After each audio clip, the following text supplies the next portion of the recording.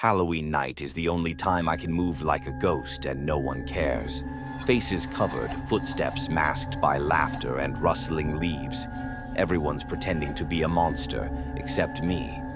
I don't pretend. I've been watching that house for weeks.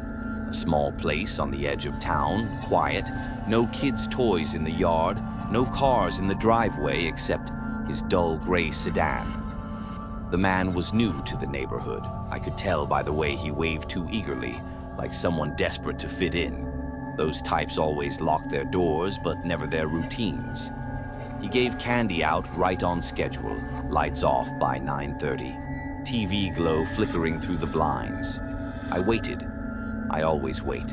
When I first knocked, it wasn't about getting in. It was about listening. I like hearing the hesitation, the pause before fear. His steps on the tile, cautious but curious.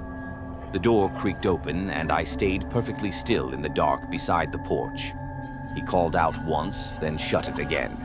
People always convince themselves it was just kids.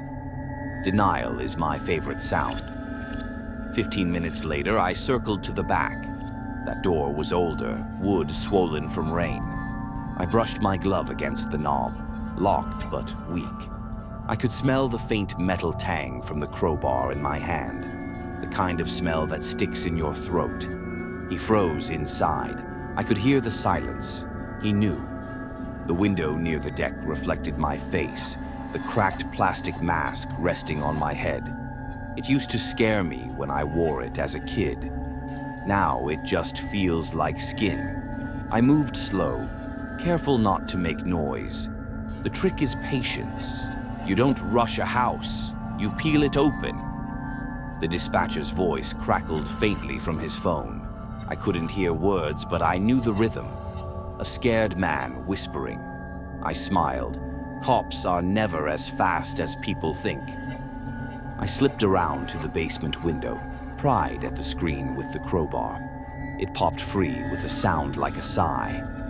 Then came the crack of glass. Beautiful sound, like a bone breaking. I felt the cold air pour out, the warmth of his house spilling into the night. He was upstairs, probably shaking, gripping something useless. They always grab knives. It makes them feel brave. I could have gone in. I wanted to, but headlights appeared far too soon, a sweep of red and blue slashing across the yard. I saw him through the blinds, face pale, lit by the TV glow. For a moment, our eyes met. That tiny moment, that's the part I live for. The instant before the world catches up. I ran, not because I was scared, but because I wasn't done yet. The officers tackled me hard enough to rattle my teeth. One shouted, another cursed, their boots pinning me down. I laughed. They thought they'd stopped something. They hadn't. When they searched my bag, one of them swore. Crowbar, duct tape, zip ties, rope. A .45 I'd taken from another house 2 towns over. They looked at me like I was an animal, but they never asked why. The truth is simple. I don't break into houses. I break into people. Halloween just makes it easier. Everyone's already pretending to be afraid. And as they shoved me into the cruiser, I looked back at his porch light, still burning, still waiting.